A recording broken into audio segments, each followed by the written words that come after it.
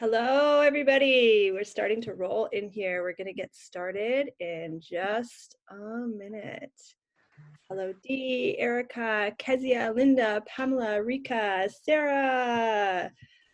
Renata is here as well. Beautiful. Let us know where you're tuning in from. Where are you tuning in from? Feel free to use the chat and let us know. Hello, Renata. Hi. How are you? Good. How are you? I know I don't have like the best lighting in the world here, but it's okay. You're not really going to see my face very much anyway. No problem. Yeah, we can see you well enough. Rika's from the UK. Erica's here in Squamish, which is where I am. Philippines, Sarah, Toronto. Amazing. More Toronto. Renata, you're in Toronto. Yeah, I am. Yeah, Maple Ridge. Lots of Canadians. Cool. Texas, San Francisco, Trinidad and Tobago. That's cool. Wow. Love it. We truly are a global mix of people here for this event today. So we'll wait for a few more to roll in. I'll explain kind of how today is going to work, how this workshop is going to work. I'm going to talk a little bit about Shevolve, if this is new to you all, and then I'm going to introduce Renata and hand this over to Renata for the workshop today. So this is a super exciting collaboration, and I will introduce Renata more in a bit, but she does work specifically with helping women find her purpose, and she uses astrology as a tool to do so. So when we were speaking the other month, I think it was last month, and we decided to do this event, I thought it would be really cool to use my birth chart to dive into the topic of purpose, because birth charts have always fascinated me. I am not I'm not that knowledgeable in astrology. It is something that I'm coming to really appreciate, and I find it really fascinating. But when I look at my birth chart, I have had a reading before and it was really good. But when I actually look at it, it looks like a bunch of like pretty signs and mumbo jumbo to me. Mm-hmm. So to be able to specifically have Renata decode it, well, you guys can all watch, is going to be so much fun. Have you guys, I just want to ask, have you downloaded your free birth chart yet? I'm going to put a link in the comments here. So if you haven't got that yet, you can download it. You do need to know what your location, your birthday, and your birth time. Is that right? Correct. Yeah. Okay. So you'd have to have that information. So text your mom or text your mom. And yeah, so if you want to follow along, because she's only going to be diving into mine, but if you guys have yours there, you'll probably be able to make sense of it as we go. What do you think? More because they'll be different, but it's more like take notes, kind of what certain planets mean and stuff, because it'll be positioned and arranged differently in different people's charts. So I know I kind of dove in a little bit. It might seem like a lot when I'm going through, because I kind of get in the zone and I get a little like, intense. So I know for you, a lot of you will be like, what is she saying? What does that do? Don't get overwhelmed on the totality of everything I'm saying. It's more like, it's like more kind of seeing, oh, wow, this is possible. This information is possible for my birth chart, and kind of just appreciating the complexity of the language. And then you can maybe just focus on one planet that you maybe want to dive deeper in. So I'm forewarning you, I'm not putting the brakes. I'm pretty direct. So. Oh God, I'm nervous. You're going to reveal things about me that maybe I told you, I said, and you're like, it's fine. I'm like, okay. So yeah, you guys will be witnessing a lot of these ahas as I do. So this is going to be a lot of fun. Okay, so before we get started, for those of you new to Shevolve, I see a lot of you here are part of this community. You're part of the Shevolve collective already. My name is Megan. I'm the founder of Shevolve. Shevolve is a digital media brand and a movement helping women step out of their spiritual closet find their purpose and live from that place. We also have a membership community called the She-Evolve Collective, which Renata is a part of. I see a few other members here as well. And the She-Evolve Collective is a digital marketing collaboration community. So it's all about creating these collaborations, such as this workshop and unfollow, and collaborations amongst women in the community to really amplify our work in this world. So specifically, it's for visionary female leaders, light workers, impact entrepreneurs, anybody that feels this calling and wants to birth it and bring it out into the world. That's how we support them. We have trainings, workshops like this. We do events. We have the collaboration network. We also offer digital marketing services and support. So that's a little bit about us. I do have an invitation for you guys also. If you want to join, I have a discount code that I will give you later, and you'll get by email later anyways. So that's all I'm going to say about that. So let's introduce this lovely lady here. So I met Renata probably about, I don't know, a year and a half ago. She was one of the founding members of the She-Evolve Collective, actually. And I've just always loved following her online because she just tells it like it is. Like, she doesn't sugarcoat it. She incorporates like the perfect amount of woo, but also like that really practical edge, which I think is so refreshing and so important, especially for us that live in this third dimension, which is everybody, but who are living normal lives and but still want to embrace their essence and their spirituality. So I love that about Renata. She's an intuitive astrologer, an alignment coach, and also a naturopath. And she's committed to helping truth seekers, healers, and soul-driven entrepreneurs stop shooting their way through life to step into their higher purpose confidently and service the world the way they are meant to. So we're all about that at She-Evolve as well. So, yeah. There's definitely alignment there. So as I mentioned before, Renata has my birth chart. I've given her my birthday, my birth time, and my birthplace. And we're specifically looking at the birth chart for purpose career in that realm. Obviously, you can use the birth chart to look at relationships and all of the other things, but this all specifically is for purpose. So yeah, if you just tuned in, I left a link in the chat there if you want to download your birth chart. Renata did say it might be hard to like exactly follow along, but take notes. And then if you guys want Renata to decode yours, she'll be able to do that after the call. But for now, we're going to dive into this. So Renata, do you want to talk a little bit more about like what the birth chart is and how we can use it for purpose? And then we'll get started. Yeah, so you got to understand that astrology is a language. And if you can understand that language, you're able to really understand I call it your cosmic DNA. You know how we all have like our actual physical DNA? You got to look at your birth chart is like where your purpose and your path and potential lie. It kind of is like the code. It's the blueprint to this lifetime.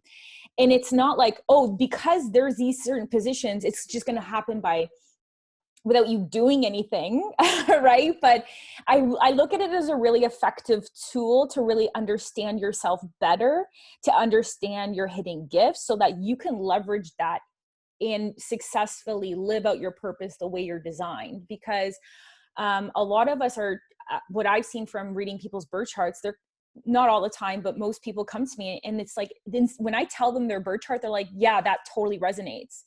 And I'm like, I'm not surprised. It should resonate. It's your cosmic DNA. So that's what I look at the birth chart. It's another tool. It's not like, oh, because Mercury is in retrograde, I'm not going to speak to anyone or do that. Like, it's like, no, you want to use it you want to take it into consideration. And personally, it's really helped me in my life and career. And that's why I'm so dedicated to this work. And you have to understand your birth chart is a snapshot of where all the planets, the moon, and the sun's position were in relativity to Earth the moment you were born. And depending on that specific arrangement, which I'm going to pull up Megan's chart right now. Oh, I need you to give me some access here. Yeah. All right. All right, you should be good. Okay.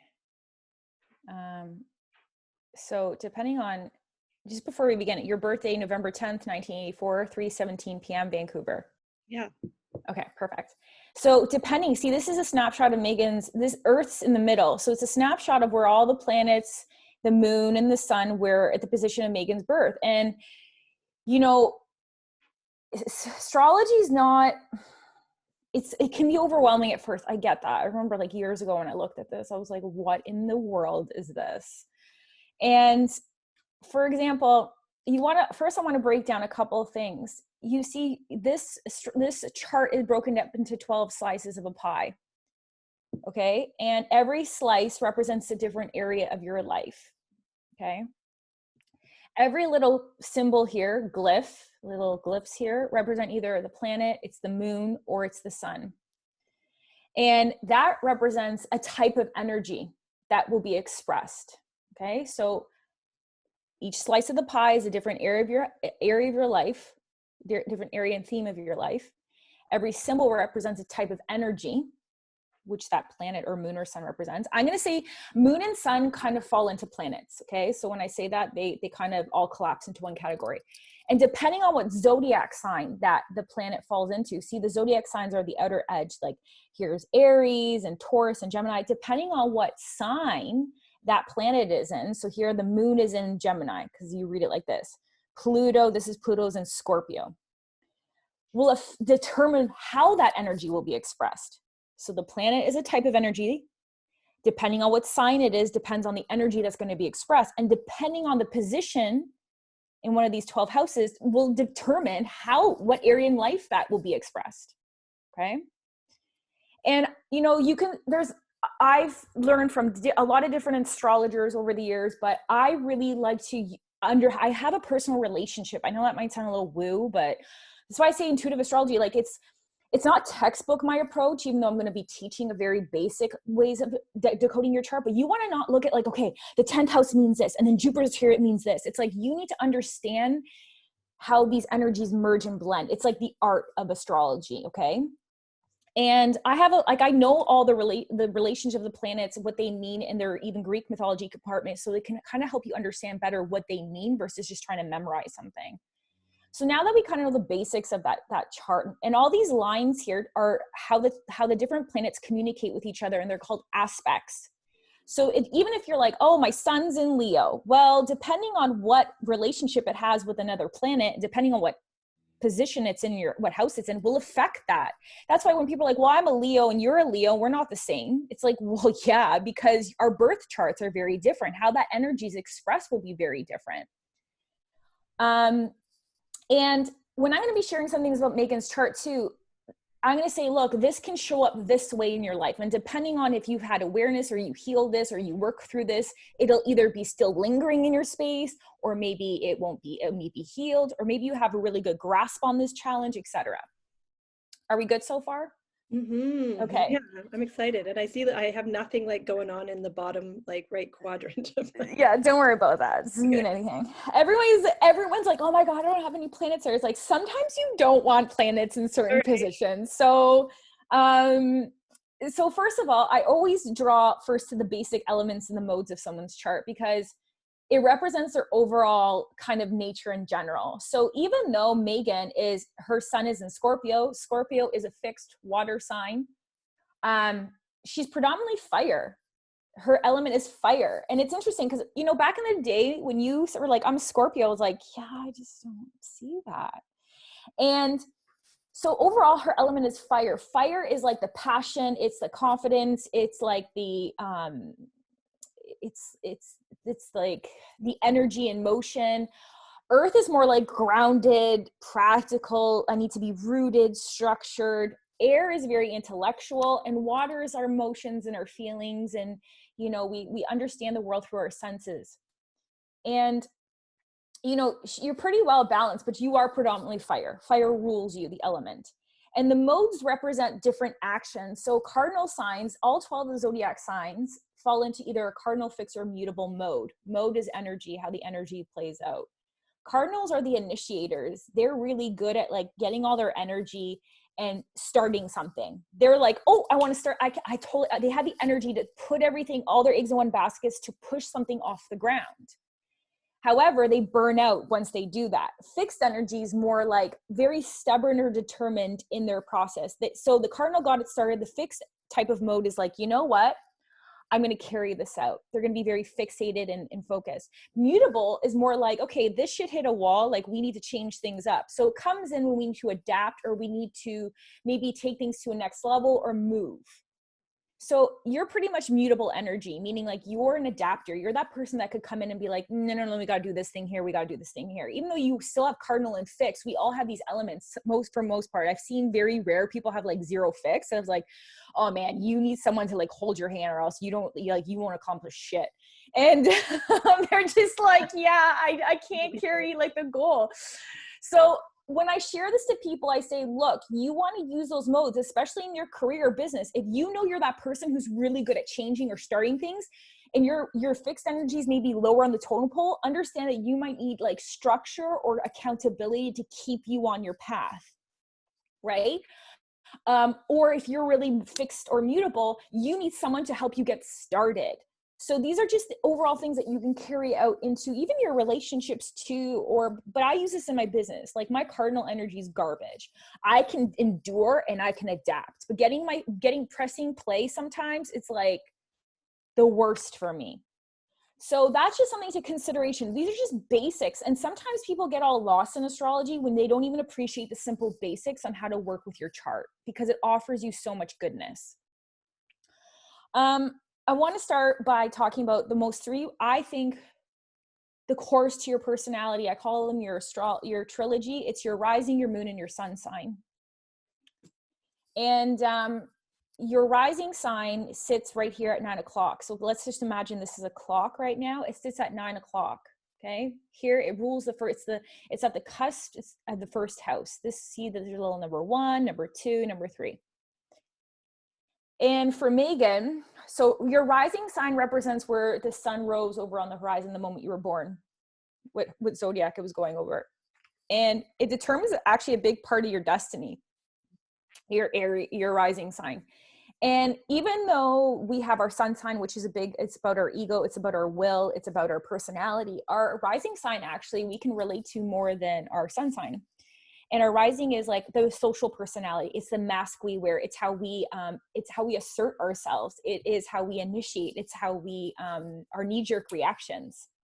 And it's when someone meets us for the first time, they're like, this is how they relate to you. So usually, Megan, I know you're Scorpio sun. Scorpios can seem more intense, or like they kind of have this like allure to them and this magnetism. Not saying that's not in your aura, but Aries are more like assertive. They have this confidence. Most fire signs have that like confidence, but Aries are assertive. They are not afraid of like bulldozing their own path. So for you as an Aries rising, a big thing that you need to learn with your purpose or in this lifetime is asserting and owning your own individuality. Because Aries naturally rules the first house. And for you in this lifetime, a big key theme that you will be learning is like being in command and asserting your own will, like making life up the way you want it to go. Because Aries is the warrior. Aries is like, I'm gonna put on my brave pants and I'm gonna charter territories that no one's gone before. But it's like, it's about you and your path. I'm not saying you are not going to be in like working with other people and collaborating, but it's like really in this lifetime, you are here to create and do and follow and blaze and like start whatever it is that lights you up. Because Aries is the warrior, okay? So you have that command, you have that assertive energy, and you have that willpower. And it's like, I'm not afraid. I'm not afraid to take the risk. Aries, like, I'm afraid to take no risk. I'll go do it. So this lifetime, you're really meant to own your individuality and own your unique path and also trust your instinct. You got to look, Aries is the warrior, right? So in war, or even when we have to respond in survival mode, we need to have sharp instincts. So for you two, it's this lifetime, you're really learning how to trust your impulses. It's your raw instinct when it comes to forging your path. And sometimes people say, well, that's my moon sign or it's this sign. Yeah, for sure. But again, it's like, how is this energy situated and played out? But for you, really, it's like when it comes to your path, trusting your instinct this is what one of your key things you're learning right now when you are following your own unique path. Like you're here to create things and you're here to do it that's never been done. It's like, it's new. It's the first sign. It rules spring, the beginning of spring. Spring is about newness. It's about rebirth. So you're creating stuff that's never been created before. So that's your Aries rising, and your rising, again, I said, plays a big role in your soul's purpose. And then you want to look at your chart ruler. So what sign rules your rising sign? Well, for Aries, it's Mars. For Leo, it's the sun. For Gemini, it's Mercury, and so on and so forth. This is something you could just Google, but it even says it in when I do it for people, the chart, your ruler ascendant plays a big role in your life. And for you, Megan, it's Mars. And look where Mars sits. Mars is in her Capricorn in her 11th house, which has everything to do with collective humanitarian causes. It's your community, it's your social networks.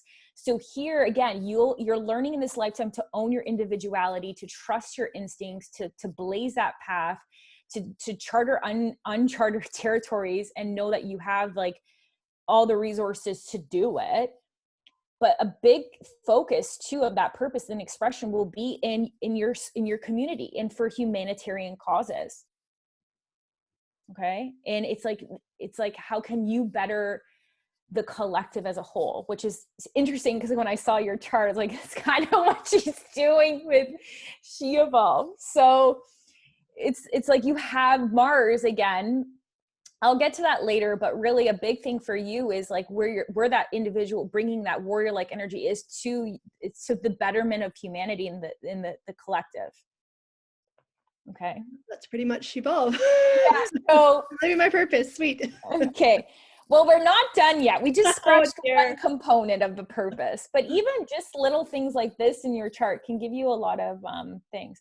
The only thing you want to watch out with Aries rising though, is sometimes you could be, Aries is kind of like, again, it rules the first house. It's that childlike quality too. You could be, sometimes you could take action before really thinking it through.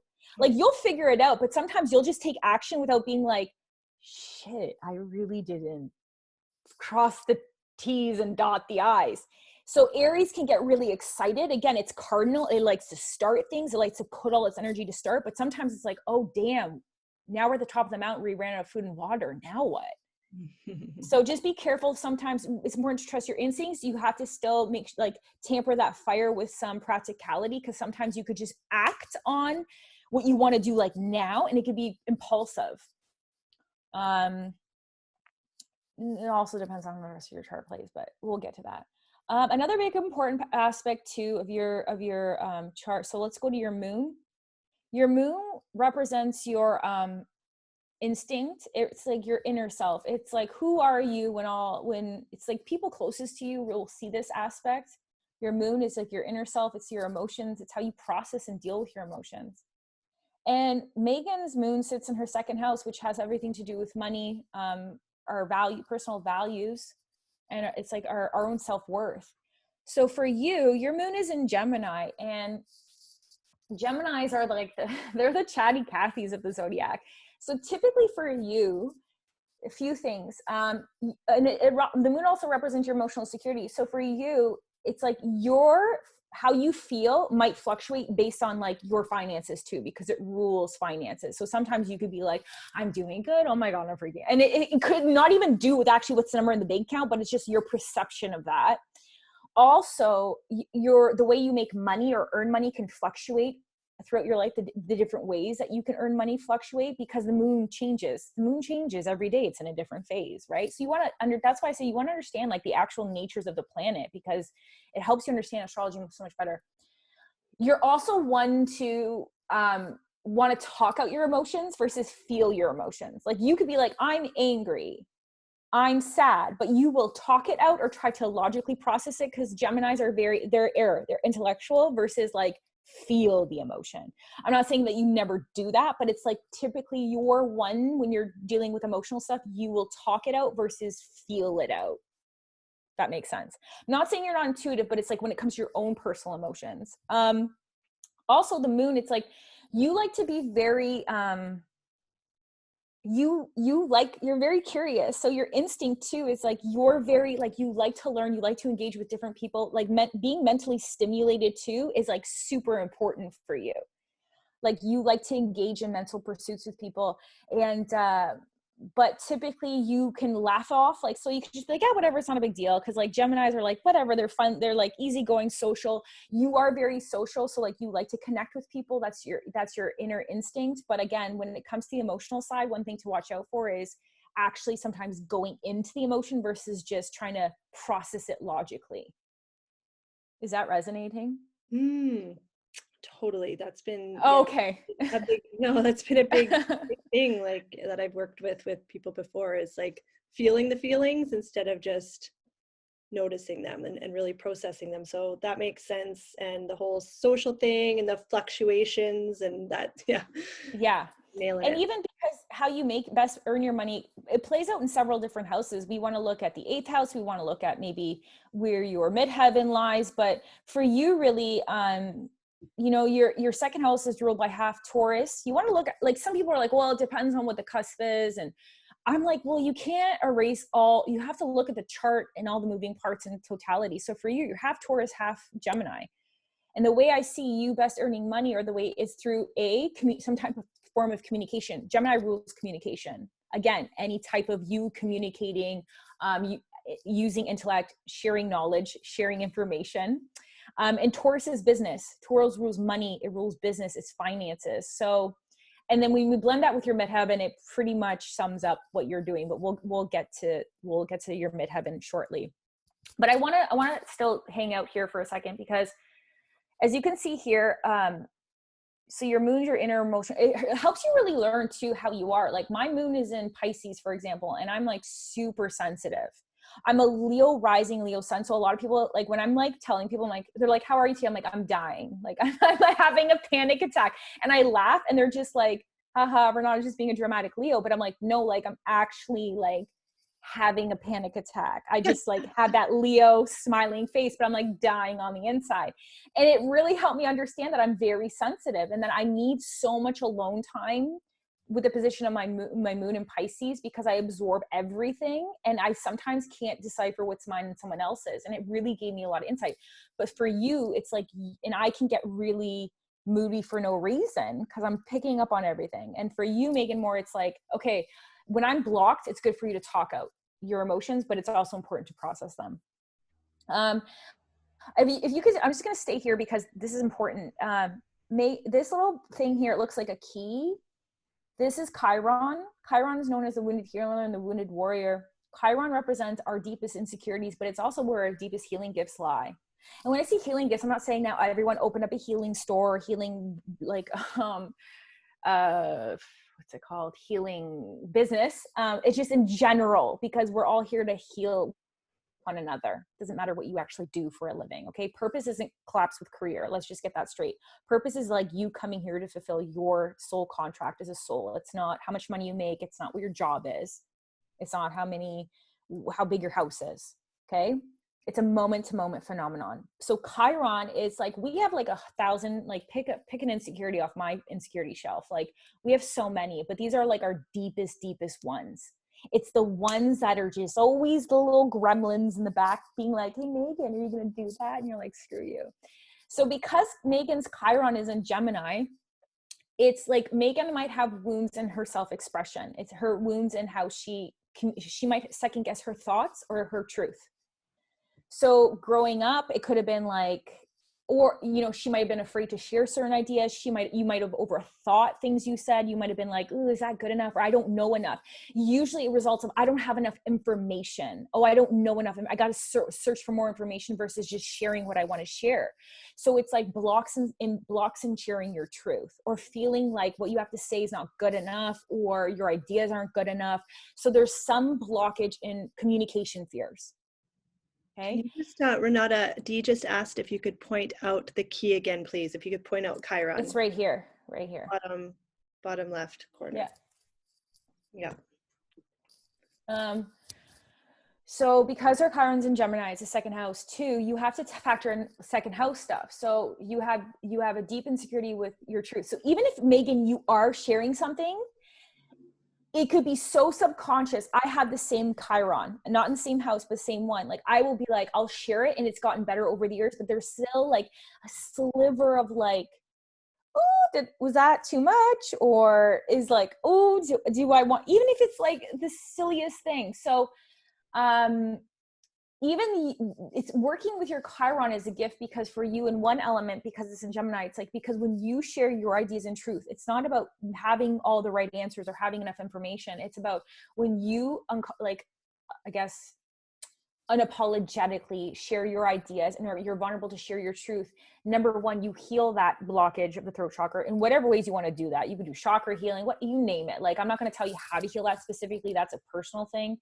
But you inspire others to share theirs. That's the healing gift. Right? Like, which is very aligned with She Evolved, because it's like, you're like, I was hiding in the closet for a long time, and here you had the, you know what I mean? Like, that's you honoring your Chiron. I always say to people, you got to work with your Chiron. It's the scary thing, you know, at first, but it's really the liberating thing. It's where what one of your power lies. Okay. Secondly, it's in the second house of values, and Taurus naturally ruled, second house naturally rules Taurus. So sometimes you might have fears or deep insecurities with maybe your own self-worth or even material possessions. Like, you might be like, growing up, like, this is how it could have played out. Growing up, it could have been like, maybe money was tight growing up, or there was a lot of stress around financial matters, or maybe you were felt guilty to enjoy things and enjoy material aspects of life. Also, it represents our bodies. Taurus represents our actual physical body. So there could be like shame around physical body or anything about our body, but also our self-worth. So it's like a deep insecurity with, am I honoring my worth? Am I honoring what I value? Like, am I putting or do I put my values as important? So that's another deep insecurity that you're always going to have to revisit in this lifetime is, yes, I am allowed to enjoy the material sides of life and indulge in that. And I'm always going to have enough, versus like that abundance piece. There could be a fear around that. But also, once you learn to honor to your worth, and do I have my values like right? And am I living according to my values? Again, that is helping other people attain abundance, live in alignment with their values, appreciate their own self-worth. Okay. And because these two are closely connected, they have a weak conjunction. Remember, I told you about relationships between the two planets.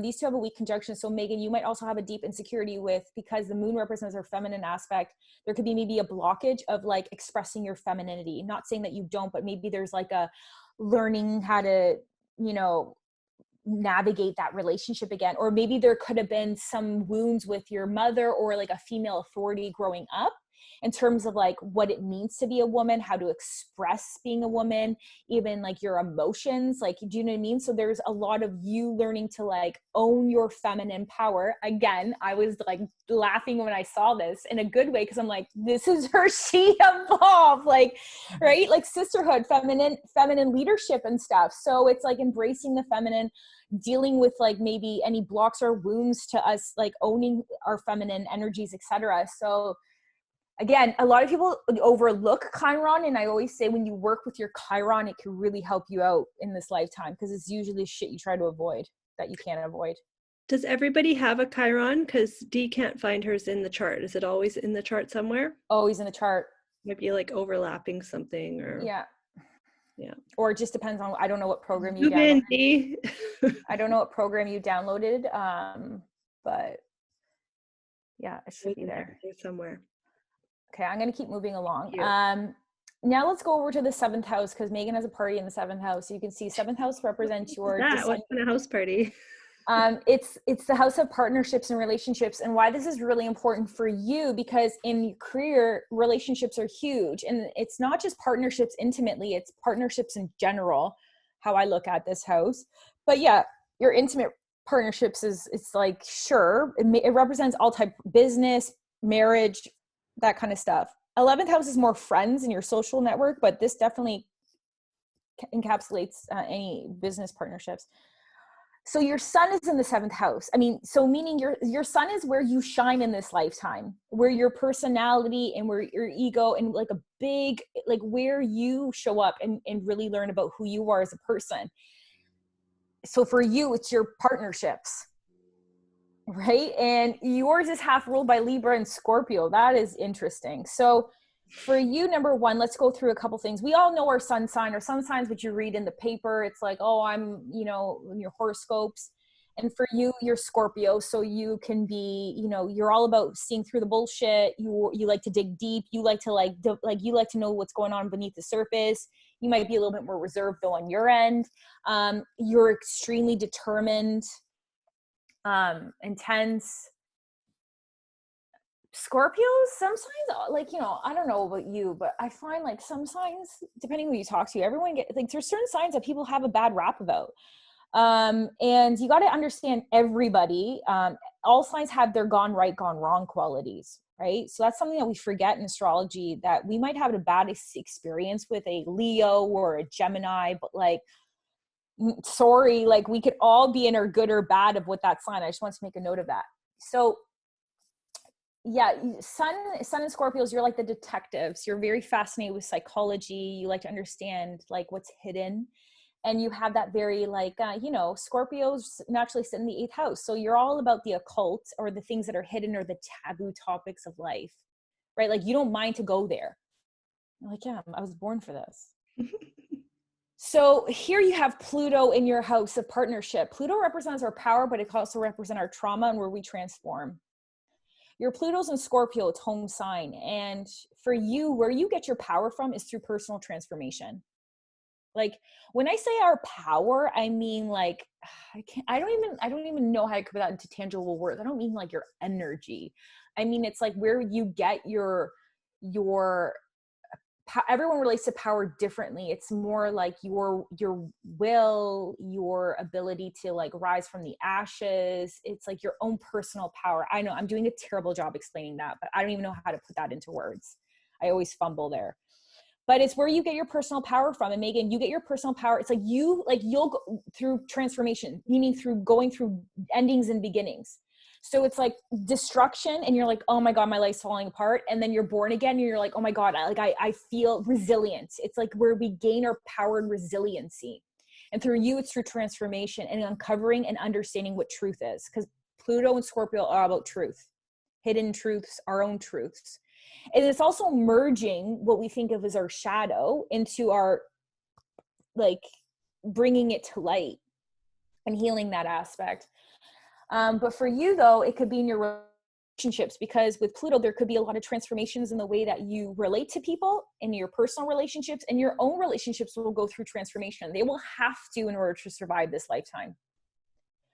Also for you, there might be power struggles, because Pluto represents power. So in your relationships, there could be power struggles, or there could be control, because Pluto gone wrong could be all about control and power. So sometimes you could be the one who's trying to control shit, or you could feel like you're being controlled. So there, it's like learning that how do you balance that energy?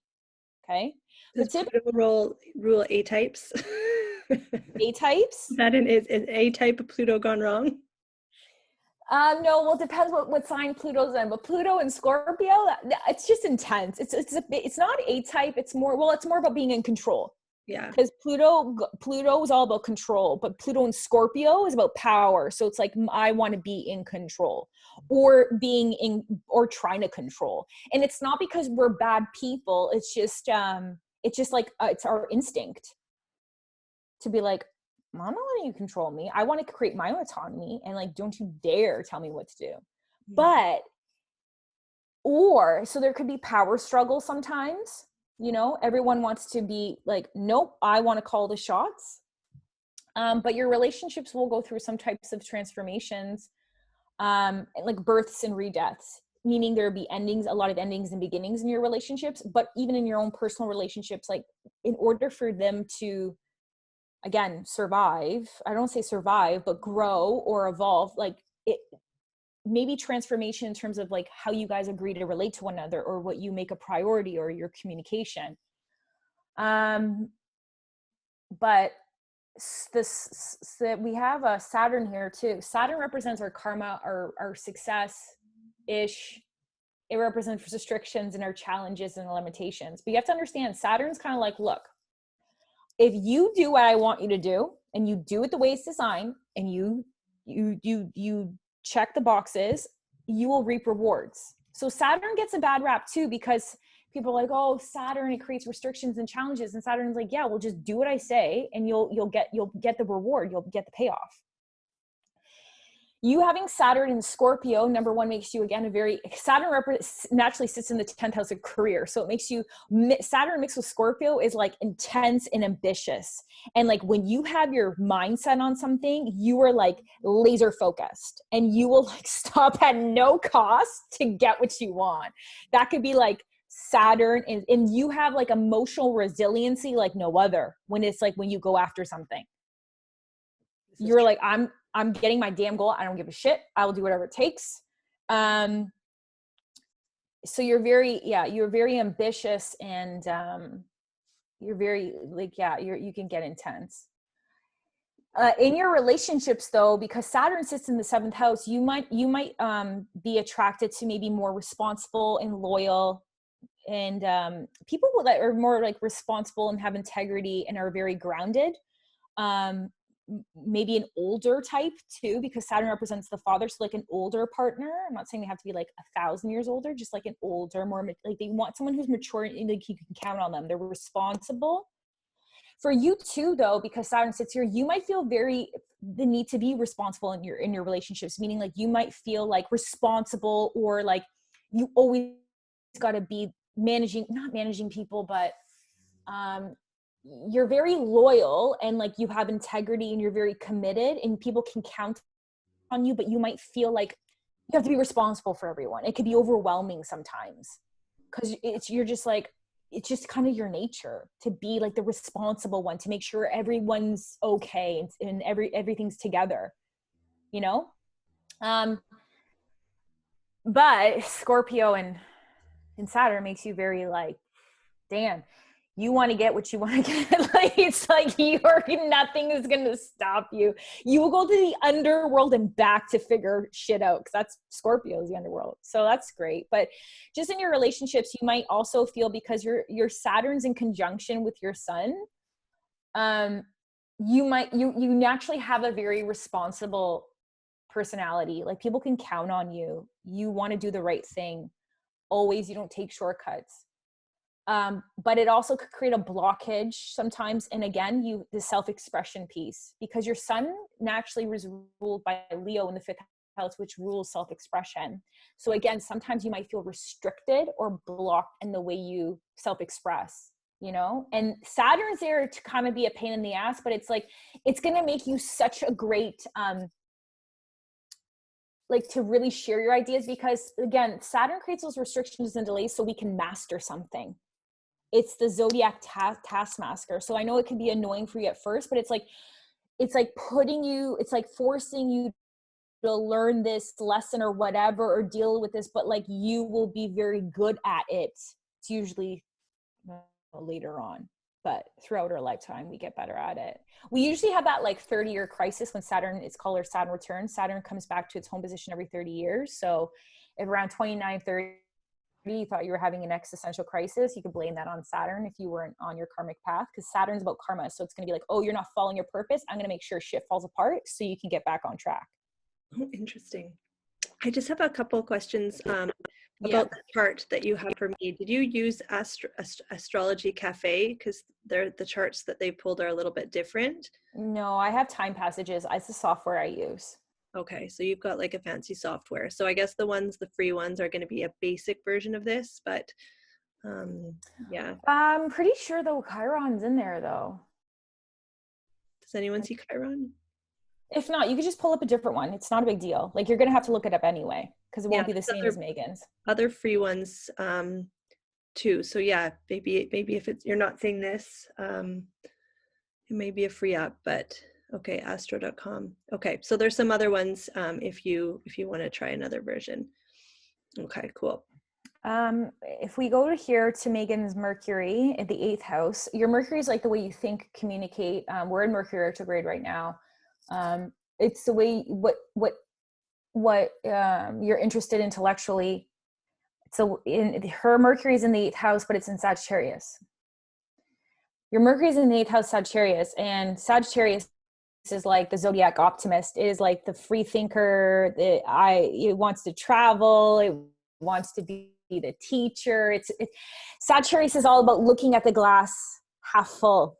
It's very idealistic in nature. Your Mercury is in the 8th house, meaning it's the house of Pluto and Scorpio, meaning you like to connect with people on a deep level. Like, you don't like superficial conversations. You like to go deep with people. What stimulates you intellectually is whether it's a mix of Sagittarius and Pluto energy. So you like philosophy, like learning about your spiritual beliefs, etc. But you actually really like learning about the occult. Like, that fascinates you. This is the house of the occult, astrology, tarot, all that kind of stuff. But for you, and again, you have a very deep penetrating mind, meaning you will like to ask a lot of questions, but sometimes you might be more reserved on your end. You're like, I want to know all your secrets, but I'm telling you mine. I'm not saying you won't, but you like to get to the bottom of the truth. Like, psychology to human behavior really interests you. But again, you want to connect with people. You want that deep connection. Again, not that you don't really like that fluffy stuff. Again, Megan has an opposition with her Mercury to her moon. To her Chiron. So again, there's another block in her self-expression again. So even though that's the natural tendency, you have an extra block around that. So I just want to give Megan a round of applause because she's been really expressing her truth these past couple of years with She Evolve. And that's what I'm saying. This is like, just because you have certain challenging aspects doesn't mean you don't live your life. It just means these are lessons or things that you have to work on. And just maybe own, like, yeah, I'm into this shit. I'm tired of hiding it. Uranus represents your rebellion. Uranus can represent chaos. It is the planet that says, how can I be an individual? Uranus is the nonconformist. It is the innovator of the zodiac, very intellectual, scientific minded, futuristic in thinking. And that your Sagittarius is there. So it being in Sagittarius means that the way Sagittarius tool rules your belief systems and your philosophy and your spiritual views, you can have very nonconformist, different views, spiritual views. Like, you're kind of different than the mainstream. Also, Uranus in the 8th house means like your relationship with people, like how you connect intimately to, could be different than the norm. And even your views on the occult subjects can be like a different, like eccentric way, not eccentric, but just a different approach or unconventional approach to bringing it into light. But for you, really, like your beliefs, like you're going to be kind of creating a belief system that's nonconformist and really unique to you in this lifetime too. Because Uranus that's where it really wants you to break free as an individual. The thing I want to point out here though, because 8th house also rules finances and not finances in terms of joint finances and taxes and government money and stuff like that, other people's money. You just want to be careful if you're collaborating with people monetarily wise, because Uranus here can bring chaos and destruction sometimes, like not destruction, but more chaos. And like, you got to just make sure you have contracts and stuff in place, because especially when money's involved, it could create for like freaking chaos. So that's just something you want to be very careful for, because there could just be a lot of unnecessary drama with other people's things, even if they seem like, yeah, I can count on them or whatever. It's like Uranus is there and Uranus does not. Uranus can just create chaos out of nowhere. Okay. Just something to be mindful of. And also maybe your experience too with death growing up, or even in your life, could have been very chaotic, losses, endings, death, and that whole relation. Because again, Uranus sometimes people can fear Uranus because it's chaotic and it can seem like it's just stirs shit out of nowhere. But it's like, you gotta guys look at Uranus. It's like, it's the liberator. It's there. It shakes you to wake you. So it's like, we all know what we need to do, but sometimes Uranus is like, honestly, I'm so tired. You're not going to do it. I'm just going to create this complete chaos so you could just deal with what you need to deal with, because it shakes you to wake you. That's exactly what I look at Uranus for. So sometimes too, things can come abruptly in this 8th house of death, transformation. It could be very abrupt for you sometimes. Or endings can be very abrupt, or like themes about death, endings of certain things. But again, it's actually there to liberate you, because Uranus is the ultimate liberator of the chart. Here in the 9th house, this is like the house ruled by Sagittarius and Jupiter. And it's all about our higher levels of learning, our adventure. It's about travel. It's about our belief systems. It's our philosophies of life. It is our truths. It's the house of the gurus, teachers, etc. You have Venus here. Venus is how you love personally, and it's like your aesthetic. It's how you your values. And for you, you really value freedom. You're very idealistic because Sagittarius is like, they have so much faith about things. Even if they're like, I don't know how I'm going to make this happen, I trust, right? You're very idealistic. You value spirituality. You value travel. You value like learning from different cultures and philosophies in life. And being in Sagittarius, you're that fun loving, optimistic lover, right? Like you're, Sagittarius again, they're your funny, they can be sarcastic, but ultimately you like to have an adventure with your partner, and the person you marry can be overseas, a foreigner, because it rules the house of travel. And when I see Venus, pardon? I married an Aussie. So yeah, so typically, when I see Venus there, it usually means that your partner will be someone not from the same country as you, which is true in your case. But your Neptune's here too, meaning Neptune is where it's like our intuition, but it's also where we have illusions and where we can be kind of see things with rose-colored glasses. So even though you have Neptune in Sagittarius, and Neptune again is our imagination, it dissolves boundaries. You got to be careful sometimes because you could be too idealistic, and you can be too, oh, everything's going to work out, but you still need a practical plan in place. Also, you got to watch out for any type of like different teachers or any type of like you have a deep desire to learn from different cultures, schools of thought, philosophy, spirituality, but you got to be careful that you can idolize certain belief systems. Like if you're not very clear on yours, you can sometimes get lost in certain belief systems or spiritual viewpoints or certain gurus. You could put them on a pedestal when they could just be like absolute pieces of trash.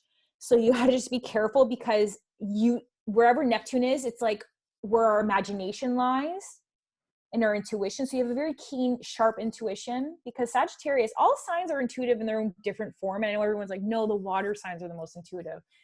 Yeah, but so's fire and all of them. It depends on placement of your chart. But for you, you have very good intuition. Sagittarius is known for having a very keen intuition.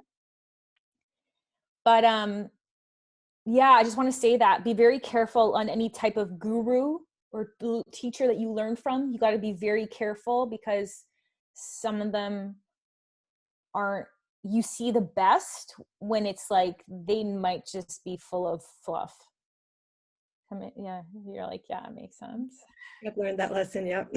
Yeah. So yeah, that's just where you are, but you're very spiritually driven. You love to learn from different cultures. You love to try, like you love that culture, learning from different schools of thought, because it actually helps you see different possibilities. It actually expands your imagination, right? Because this is the house of expansion. But for you, ultimately, like freedom's a huge theme in your life. And I want to point out to something. Megan has something in her chart called a stellium. She has two. A stellium is when you have 3 or more planets in a particular sign. So she has 4 in Sagittarius and she has 3 in Scorpio. This thing here I'm not talking about today, it's point of fortune. That doesn't count as a planet. So she has a stellium in Scorpio and Sagittarius. What that means is there's a lot of heavy energy that plays out. Her chart really weighs on that. So for you, it's like these houses play a big role. Your partnerships, the whole spirituality and your own belief systems, and you're finding your own truth, and that whole theme of transformation.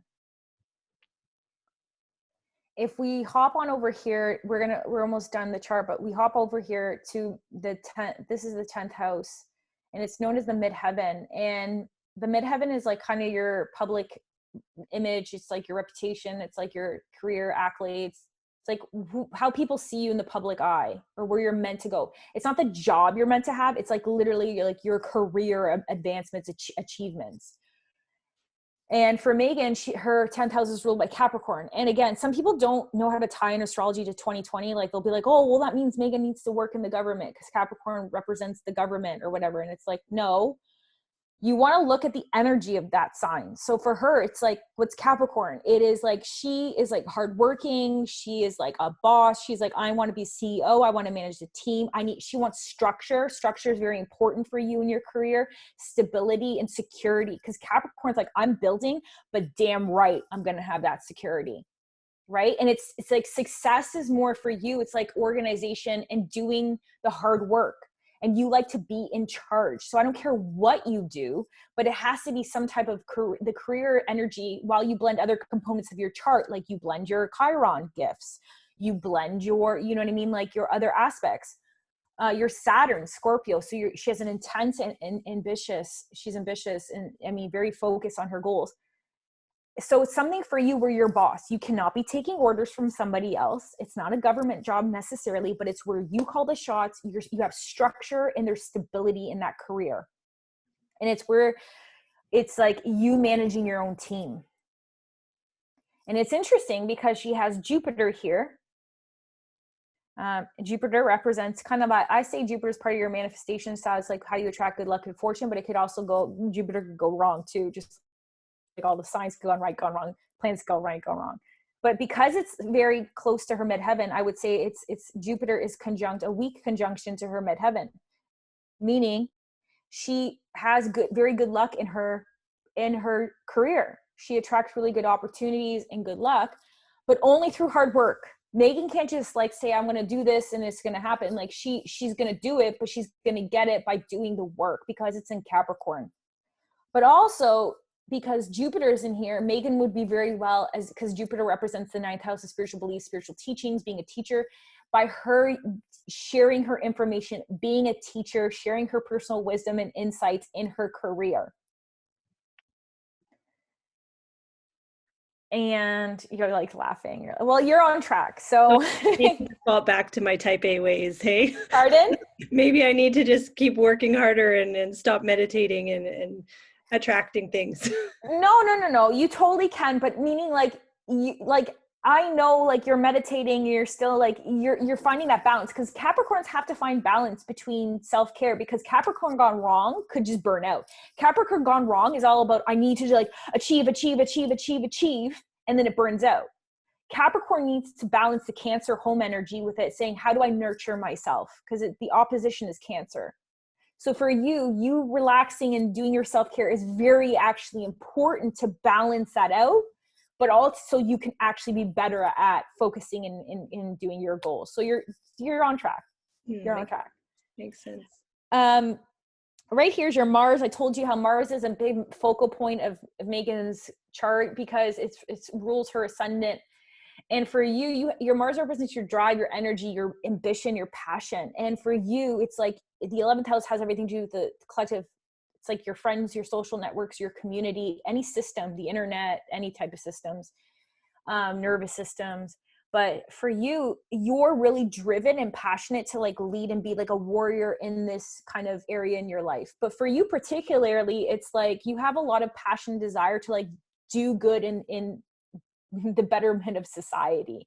You have tremendous drive and focus in that realm when it comes to being there for your friends and also crushing goals when it's the betterment of the collective.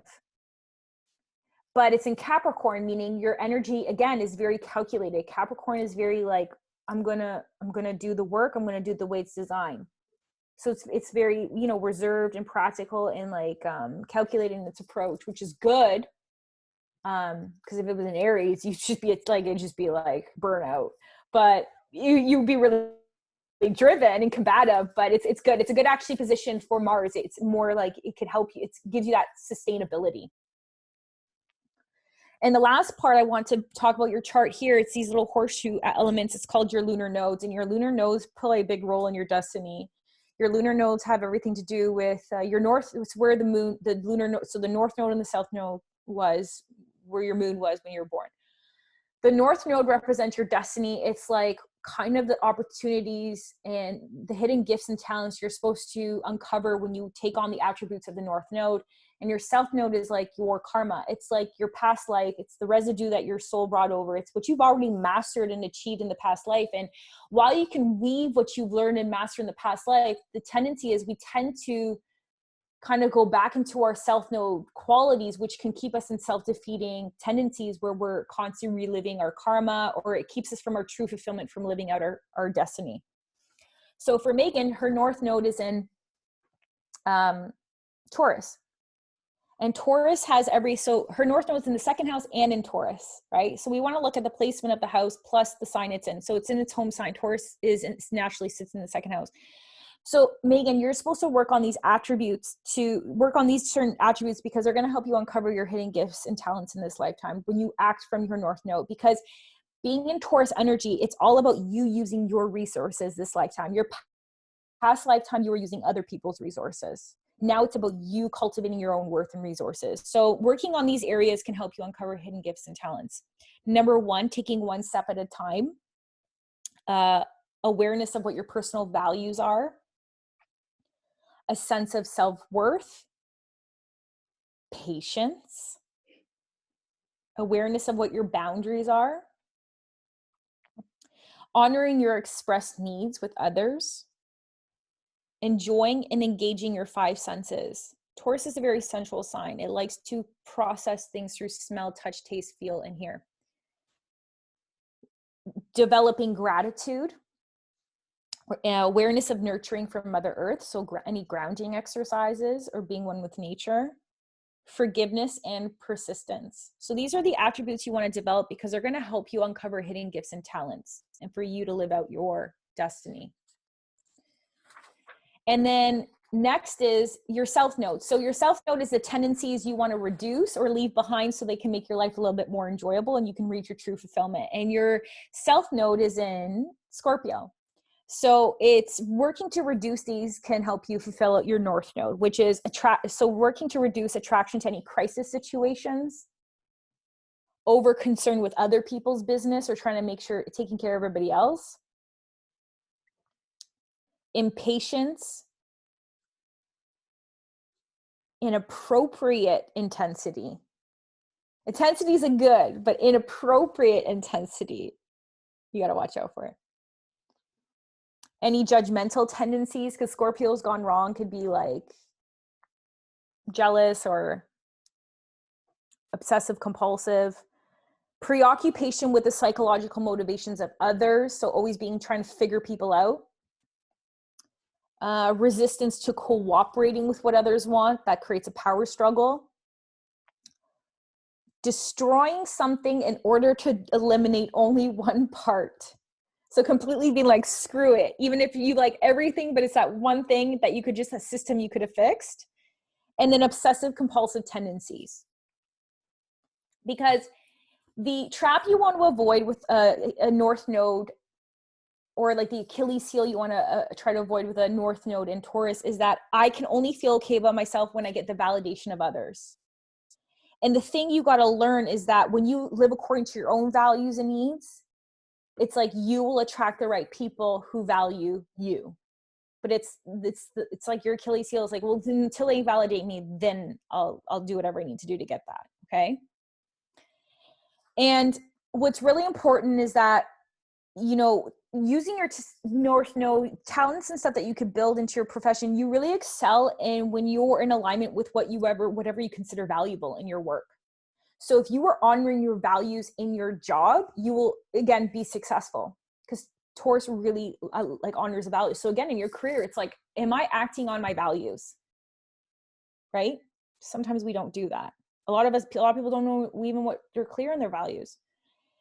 And you will also have talents for making money or helping other people make money, because Taurus represents money too, but also where you're really building something. It's a job where when people say that, they're like, I'm not an architect, because I see Taurus as the architect. And this is where I mean people take astrology and they use the term very black and white. So when I say for you, a job where you are building something, it's like it's like a project you were building. You're constantly expanding. You're painting the wall this week. You're adding the roof next week. It's like it's like a slow process of like building something over time. Okay. whether that's a business, but it does rule money, and it does involve you really engaging your senses and enjoying the process. So it's not something to be rushed. It's like to take your time and really, it has to be work that, does this feel good in my body? So is it aligned with my values? But Taurus is all about the senses. Like, do I enjoy this? Because if you're not enjoying it and you feel it physically, like, it ain't gonna be good. So do I have, like, do I, like, how does this feel in my body? So another good indicator for you and your job, it's like, you'll know you're out of alignment. Number one, am I doing shit that's not aligned with my values? Not going to work. Number two is like, how does my body feel? If I'm sluggish all the time or burnt out, am I not honoring myself? Am I not honoring that, like, I got to balance my Capricorn with nurturing myself? Or am I really just doing unenjoyable things? Because Taurus likes to enjoy itself. It's all about pleasure and luxury. So if you're not actually enjoying the experience, you're off track. That makes sense. That sounds fun. So if I'm enjoying, if I feel good, if it's pleasurable. Yeah. And if you're not, you're like, next. And just some healing affirmations. I always give people healing affirmations with their nodes because it's a big part of your chart and your destiny. And for you, it's like, one of the healing affirmations is, to win, I need to proceed slowly and persistently, step by step.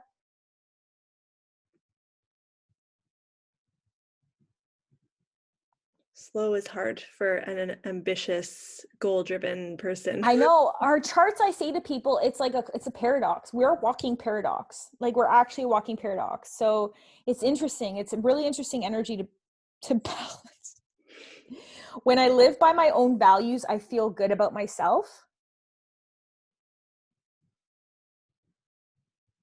Mm-hmm. If I'm comfortable, I'm on path.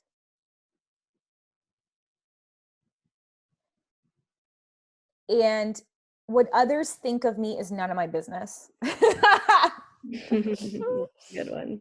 Yeah, it's just, that's Scorpio. Scorpio's like, I want to know. All right, that's where I'm going to finish today, because literally I can spend an hour on like one house, but I try my best with people in the 30 to 60 minutes I have. That is, yeah, I've just taken 2 pages of notes and I'm going to have to go over the replay. By the way, I'm going to give you a whole, like a whole description. Oh, you are?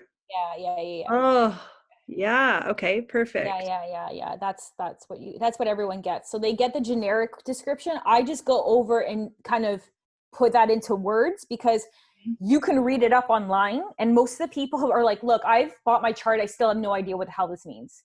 So I just give that as a record. If you ever want to go back and be like, where was my Mars again? Or what did she say? Like, people do take notes when they do readings with me, but typically it's like, that's there for you to cover all your Mars is in 26 degrees in Capricorn in the 11th house. Like, that's going to be there, and it breaks everything down. But I talk to you like a person, not like a generic report. So yeah. I love, you said earlier before we started that it's like a snapshot of like your cosmic DNA. Mm-hmm. And it's really interesting because I don't know if you guys watching can relate, but we're fed, and this really ties into unfollow as well, right? We're fed so many ways of how we should be, right? How we should show up, how we should do business, how we should manifest. Like, there's so many formulas and there's so many ways that are like the dominant dogma of the time. Yeah. And you know what this kind of made me appreciate is that each of us has our unique soul's essence, right? Each of us has this cosmic blueprint. And when we are able to see it, like you have just presented it to me, and it just resonates so deeply as truth, that it kind of attests to the fact that we each are here to express ourselves differently, and all of the like dominant themes that we get sold or that we attach to aren't necessarily prescriptions for us. And I like how you said with the Capricorn energy, for example, or even like my really ambitious Mars energy, that goes against like the dominant spiritual world of just like get in your feminine and receive, which is beautiful. And I like how in my sign it shows that the feminine energy may have been blocked before, because I totally resonate that, but this is just such an insightful like manual of how we are destined to show up and ways to really enhance those aspects of ourselves instead of be like consumed and overrun by them. So yeah, I think it's really, really helpful. How did everybody go following along? I know there was a few questions about not seeing some of the things.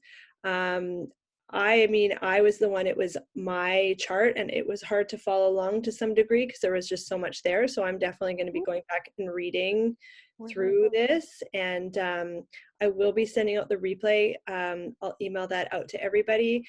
I want to just include here because Renata can go through this process with you. That's what her gift is. That's what she does. She does these life purpose astrology readings.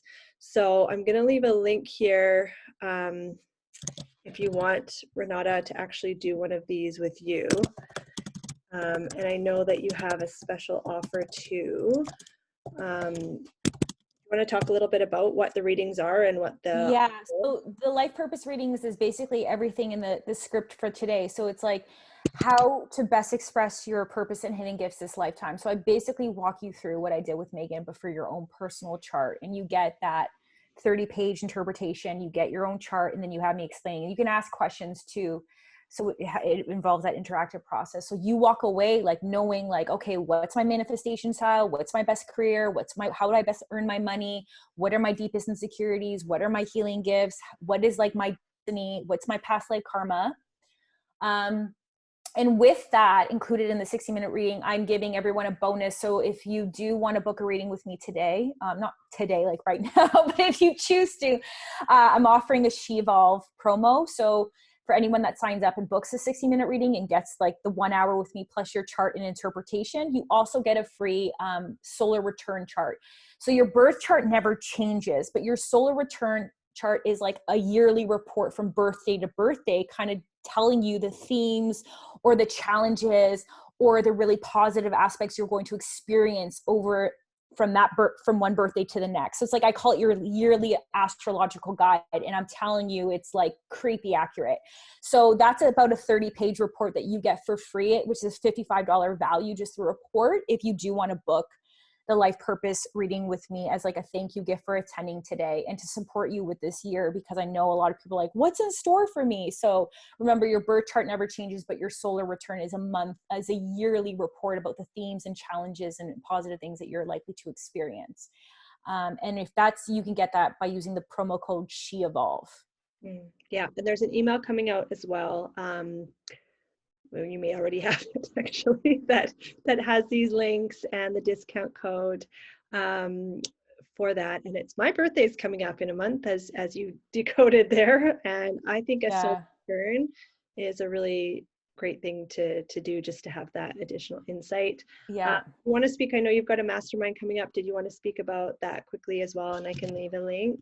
Yeah. So I know some people like might have been like, this is good enough, I'm great. Or they want to do a life purpose reading to get more about their personality. But my signature program is called Align with Your Purpose. And it's an 8-week soul growth accelerator. And I only take eight women to really help them get the tools, the confidence, and the clarity to step into their higher calling so that they can service the world the way they were born to.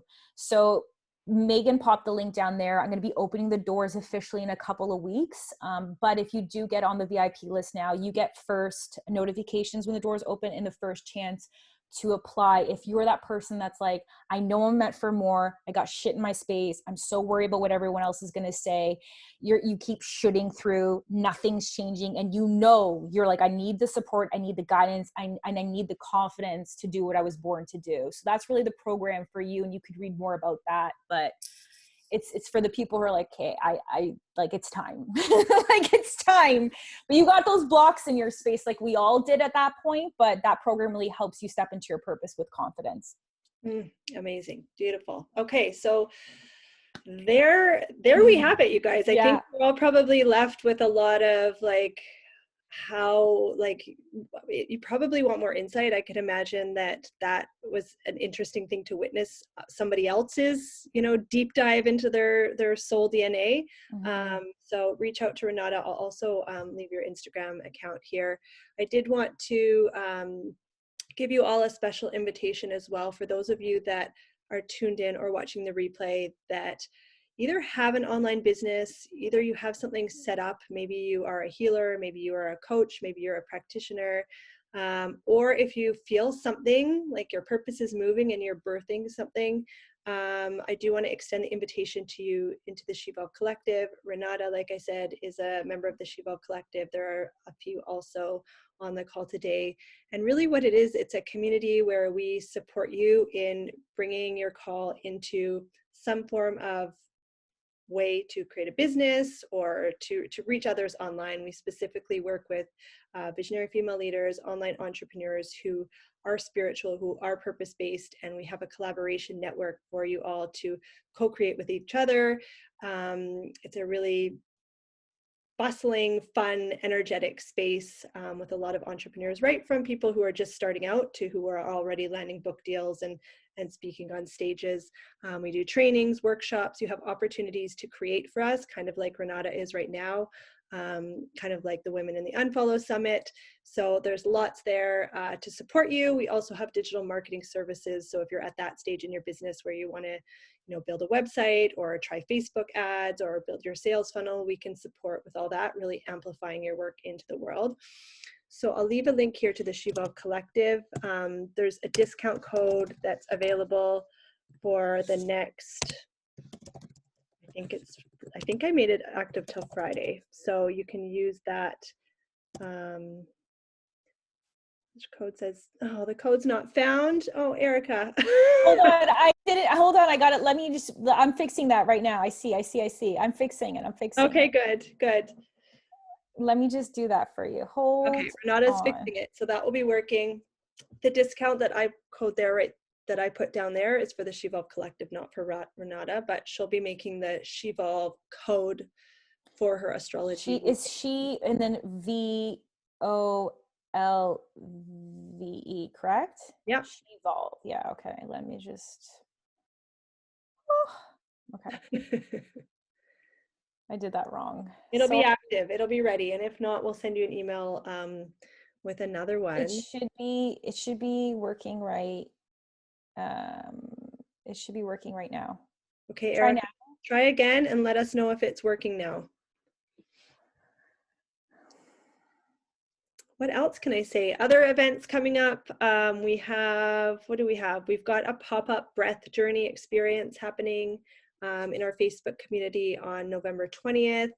We have a full moon intuitive painting party happening on the 29th, I believe, right before the full moon. These are all free events that you can attend. And then inside our She Evolve Collective community, we have a training on the 28th all about creating a Facebook group strategy. A lot of the women in our community either have Facebook groups that maybe are a little bit, they're not getting the engagement, or some people are thinking about doing it but don't want to create the group because it's going to add a lot of extra work on their plate. So we're going to talk about, is a Facebook group a right place or forum for you to create a community? And if so, how can we create a content strategy that feels aligned? How can we get engagement in the group? How can we use it as a way to generate leads and just make awareness as to what you're putting out into the world? So that's happening as well. And that is, I think, all that we need to say. So I really appreciate everybody who has joined us today. And I appreciate you, Renata, for just always showing up with so much juicy wisdom in this community. Thank you. That's what my birth chart told me to do. So I'm not even lying. I'm not like, why do you think I transferred to naturopathic medicine? It was like, oh yeah, okay. Yeah. Well, I'm glad you didn't say that I had to go work for the government. I don't think that that's why I'm saying when people take astrology and we're like, guys, it's 2020, like you need to put this into context. And anywho, that's my way of looking at it sometimes. Yeah.